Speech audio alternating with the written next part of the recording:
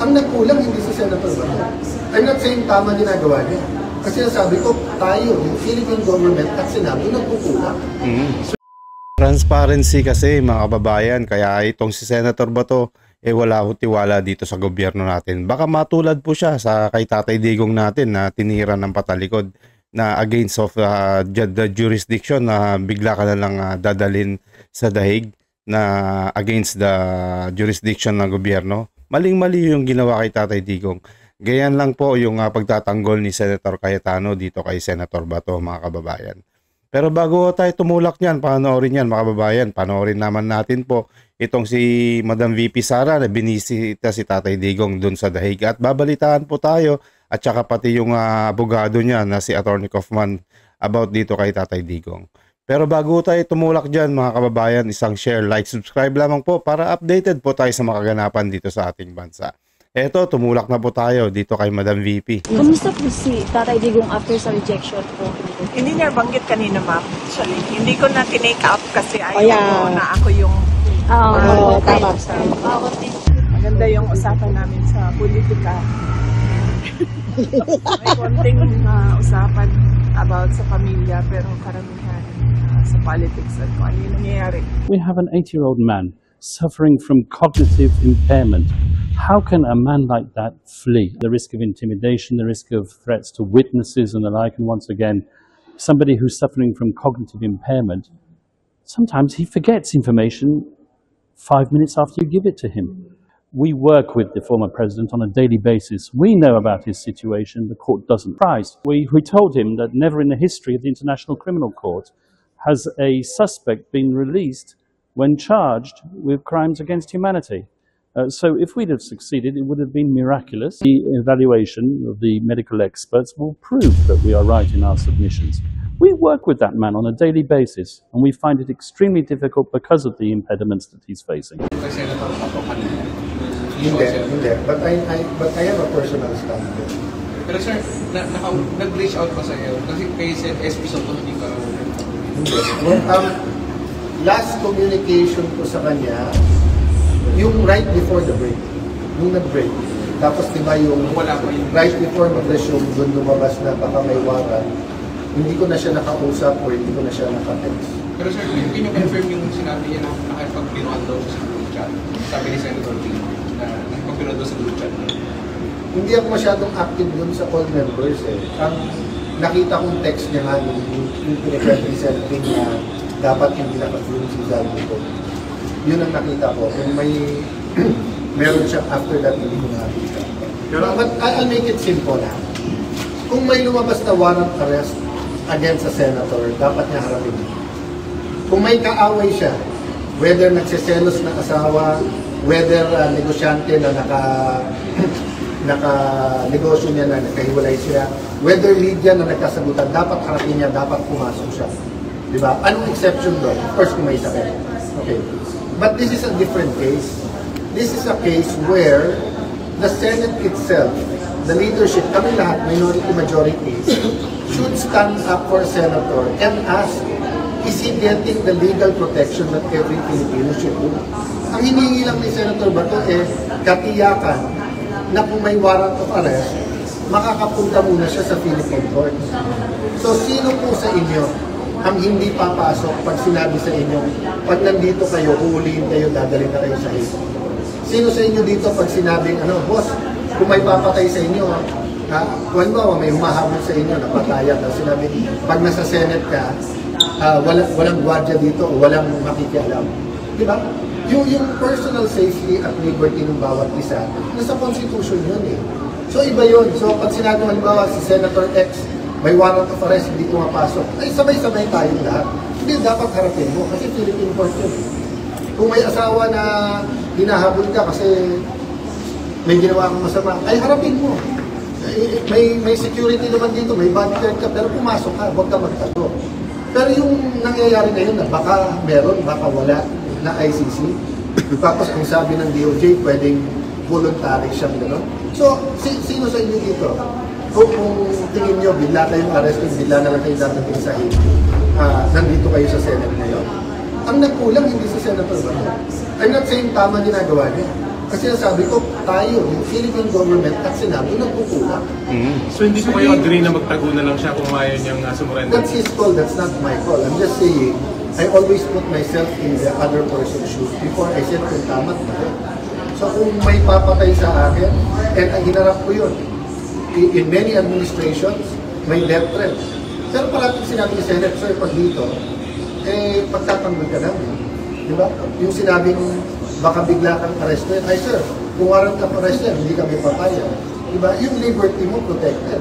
Baka biglang dumating dito, mag-defend ng DND budget, biglang galing sahig, wala kang kalaban-laban. So do you think it is time to revisit the Senate? Mahirap pong paniwalaan tong mga ginawa nila kay Tatay Digong, mga kababayan. Kaya play safe na lang Mas ho. mahal pa nga yung, if you ask Senator Bato, he'd rather be here every day. Diba, it's not a choice in his case. Diba, he'd rather be here, no? So, I mean, madaling sabihin yan no work, no pay. Unang-una, your work is not only here. Diba? And for example, paano may sakit? Or paano pa naman may COVID? Or whatever, nag-Zoom, nag-attend pa rin, taking meetings pa rin, etc.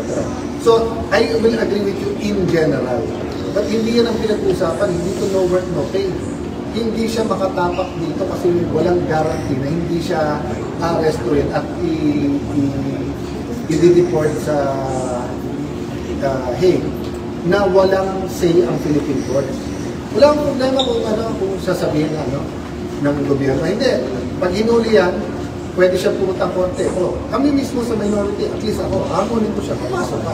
Responsibility nila. Ang call po ba ng minority for the Senate President to give a categorical statement on this issue? No, that's my personal opinion. That the leadership of the Senate should always protect the rights of every single Filipino. Baka sa kanila, ang view nila pwedeng dalhin sa iyo. Ako hindi yung view ko. But never ko view na, abogado ako So never ko pwedeng maging view na inutil ang Philippine courts. Wala pa akong nakikitang treaty o batas natin na pwedeng damputin ka na lang.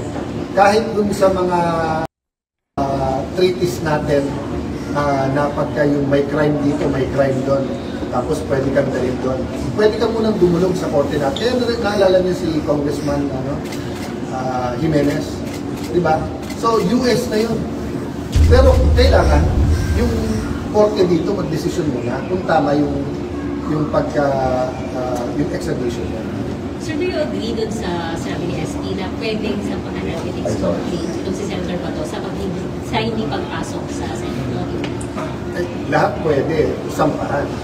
Pero napaka-illogical naman na paparusahan mo siya na yung liberty at life niya ay nandun. So, parang mo sinabing, pwede ba yung expel ng isang bata sa school kung hindi pumapasok?